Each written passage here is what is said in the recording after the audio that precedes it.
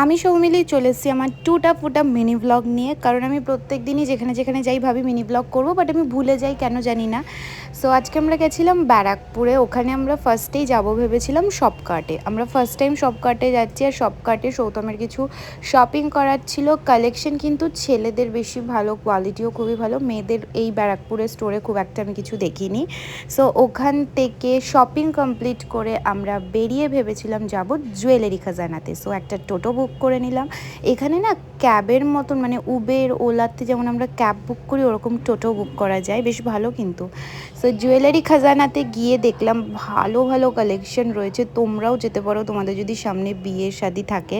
So তোমরা ওখান থেকে কালেকশন দেখতে পারো। এই যে হারটা নামালো সাবেকি টাইপের, এটা তো আমার খুব ভালো লেগেছে। এছাড়াও এই হারটাও দেখো কি সুন্দর। তারপর ওখান থেকে শপিং কমপ্লিট করে আমরা চলে গেছিলাম জুডিওতে।